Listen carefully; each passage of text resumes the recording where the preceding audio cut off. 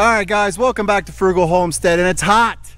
95 degrees right now. The clouds just covered the sun for a moment, so I'm gonna try and hurry up and get this video done before I cook. Now, I may have went a little crazy in this heat. I kind of snapped. I was weeding the garden, and if you saw our last garden update, you'll know why I was frustrated. But I kind of blew a gasket. And I may have mowed the entire garden other than the zucchini plants. So I was pulling weeds, and I'm just like, all this garden's already been destroyed. It's been ate down by deer, a groundhog, some rabbits, some domestic rabbits that somebody let loose. It's just a nightmare.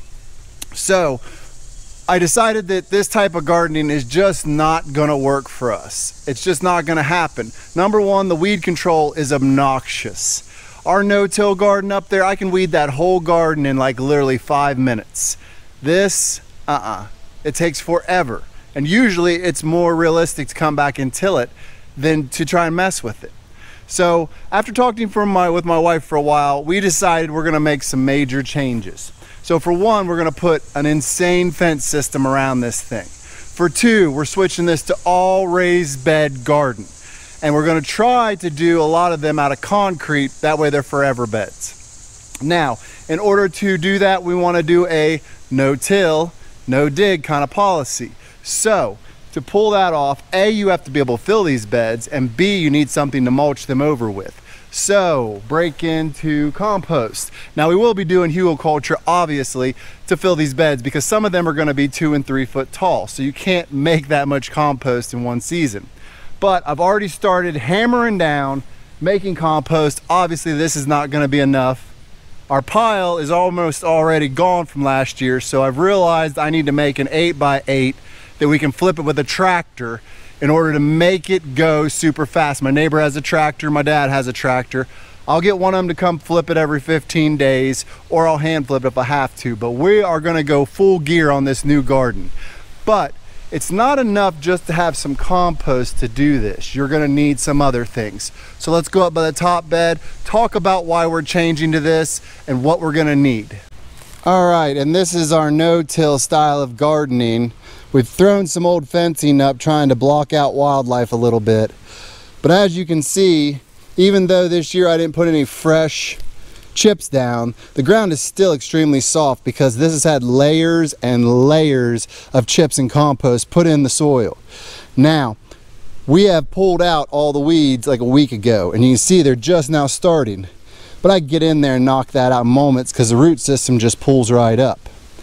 This is the kind of gardening we're going to be doing down there, but in raised beds.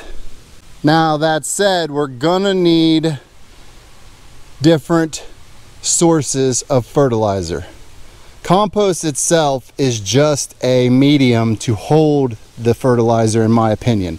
Other people will argue, but essentially this is our comfrey bed. This has been a main source of making all our plants on this property jump. You can chop it up, you can throw it in teas, you can throw it in the compost. It's very versatile, but this is not enough, not nearly enough. Now understand that there was only like 10 or 12 plants originally here.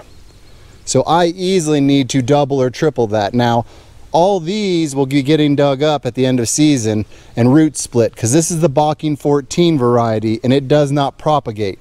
If this was regular comfrey, this stuff would be everywhere covering our property and we'd be hating life, because regular comfrey spreads like wildfire. Farmers hate it.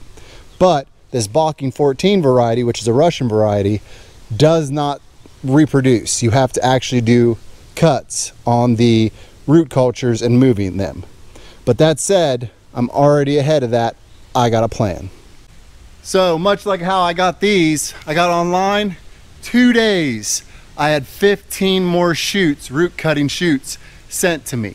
It doesn't take much, guys. These things grow so easily. Just putting these in the ground will just take off. And this is terrible soil right here. I've never amended this soil. This soil is junk, and look at how well these things do. And I can do real easy with this to add them to the compost on that level. I just cut the plants off, throw them down, run them over with the baggy mower and dump it in the compost. Mix it in, it's done. It's nice and simple. but that is not all we're gonna need to make this happen. So the next evolution of this will be getting our compost ready. We will get certain minerals and nutrients out of our compost, but it's not enough.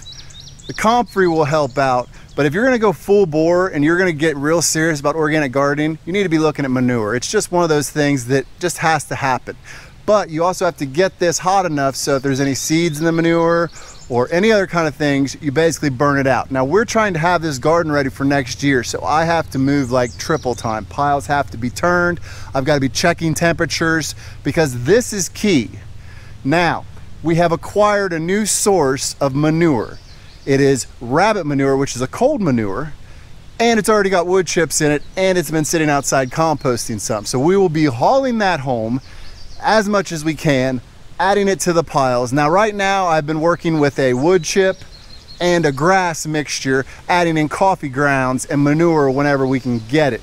But I'm gonna be going a lot heavier on the manure side to build these up. I plan on having these two finished filled up and this one topped off within the next 5 days. I wanna have these done in 30 to 40 days. That way I can start a new batch. I plan on really pushing hard to have this all done by midwinter. That way the beds can rest and I can be making more compost because those beds are gonna sink. Now, I've got all winter to pour beds. That's not an issue. I have all winter to put fencing up. That's not an issue.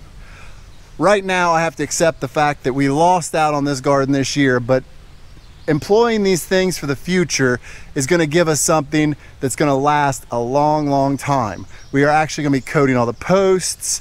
We are gonna be building our beds out of concrete. This is a forever garden we're building. And I feel that it's worth the loss of the rest of this season to build something that will last forever, literally.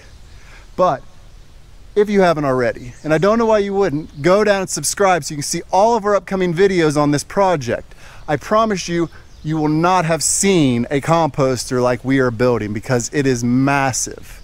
And we're also gonna be moving up to more bays in this standard composter because you guys have to understand, every year I have to lay 2 inches of compost on top of all our planting beds for this style to work.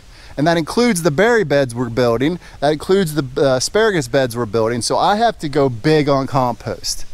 The nice part about it is, when I get this system in place, it'll be allowed to sit all year and take care of itself. Now, go down. Let me know how your gardens are doing. I hope they're doing better than ours. Granted, our berry production and some of our other things on the farm are doing amazing. You will see that in next month's growing update of the garden. But with that said, thanks for watching, and we'll see you in the next one.